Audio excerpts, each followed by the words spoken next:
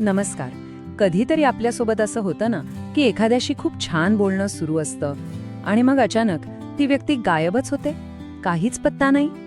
ह्यालाच म्हणतात घोस्टिंग. आणि आज आपण ह्या न बोललेल्या गुड बाय म्हणणं स्वतःला कसं सावरायचं ह्यावरच बोलणार आहोत. कल्पना करा, कालपर्यंत सगळं अगदी छान होतं, गप्पा विनोद सगळं काही, आणि आज एकदम शांतता. ना फोन ना मेसेज, फक्त एक प्रश्नचिन्ह मागे उरतं आणि एक बोचरी शांतता. असं का होतं आपल्यासोबत? तर चला, हा जो न बोलता केलेला गुड बाय आहे ना, त्याला जरा जवळून समजून घेऊया. म्हणजे नक्की काय होतं आपल्या मनात जेव्हा कोणी आपल्याला असं अचानक सोडून जातं. एकदम सोप्या भाषेत सांगायचं तर हेच आहे घोस्टिंग, म्हणजे शब्दांशिवाय नात्याचा शेवट. आणि खरं सांगू, हा शेवट शब्दांनी केलेल्या समाप्तीपेक्षा जास्त त्रास देतो. का? कारण तो आपल्याला उत्तरांशिवाय असंख्य प्रश्नांच्या गर्तेत सोडून जातो. आणि मग सुरू होतं ते चिंतेचं चक्र. सतत फोन बघणं, लास्ट सीन काय आहे, अरे माझी स्टोरी बघितली का? आणि तो एकच प्रश्न जो मनाला पोखरत राहतो, माझंच काही चुकलं का? या एका प्रश्नात आपण अक्षरशः स्वतःला हरवून बसतो.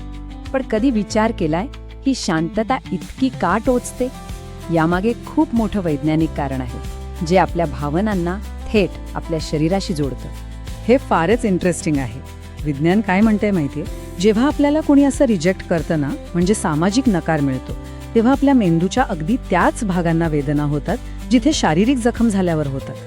हो, म्हणजे मनाला झालेली जखम आणि शरीराला झालेली जखम मेंदूसाठी सारखीच आहे. कारण आदिम काळापासून समूहात राहणं हे आपल्या जगण्यासाठी आवश्यक होतं. त्यामुळे एकटं पडणं म्हणजे धोक्याची घंटा. म्हणून हा जो त्रास होतोय ना, तो खरा आहे, तो काल्पनिक नाही. पण आता थोडा दृष्टिकोन बदलूया. एक गोष्ट कायम लक्षात ठेवायची, ही शांतता आहे ना, हा सुद्धा एक संदेशच आहे. कुणी दुर्लक्ष करत असेल तर तेच त्यांचं उत्तर आहे.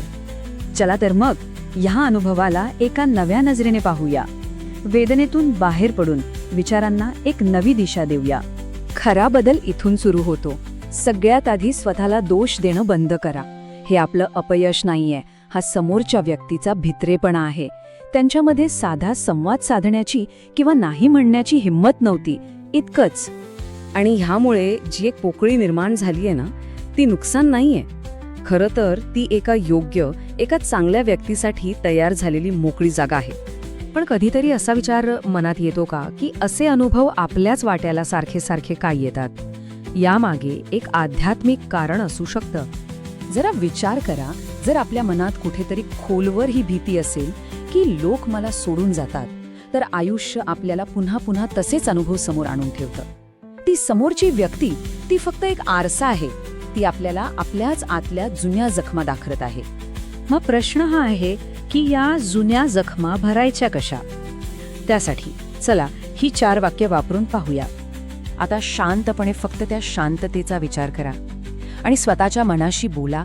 म्हणा, मला माफ कर त्या सर्व जुन्या आठवणींसाठी ज्या मला सतत अपूर्ण असल्याची जाणीव करून देतात. मग म्हणा, कृपया क्षमा कर, कारण मी माझा आनंद दुसऱ्याच्या उत्तरावर अवलंबून ठेवला होता. मग म्हणा, धन्यवाद या धड्यासाठी ज्याने मला स्वतःवर प्रेम करायचं महत्त्व शिकवलं. आणि सर्वात शेवटी स्वतःला सांगा, माझं तुझ्यावर प्रेम आहे, कारण मी स्वतःमध्ये परिपूर्ण आहे, मला कुणाच्या मान्यतेची गरज नाही. आणि या सगळ्या प्रक्रियेतून बाहेर पडताना सगळ्यात महत्त्वाची गोष्ट कोणती असेल तर ती आहे स्वतःचं महत्त्व पुन्हा ओळखणं. हे एक वाक्य मात्र कायम लक्षात ठेवा. हिऱ्याला चमकण्यासाठी कुणाच्या कौतुकाची गरज नसते, तो स्वतःच मौल्यवान असतो. आपली किंमत आपल्या आत आहे. ज्यांना ती दिसत नाहीये त्यांच्यासाठी आपली ऊर्जा वाया का घालवायची? आणि म्हणूनच आता कोणाच्याही रिप्लायची वाट बघायची नाही, कारण आपलं उत्तर त्यांच्या मेसेजमध्ये नाहीये, ते आपल्या आत आहे. आपली शक्ती आपल्या आत आहे. तर जाता जाता फक्त हा एक प्रश्न, एका जुन्या गुडबायच्या मागे कोणता नवीन हॅलो आपली वाट पाहत असेल?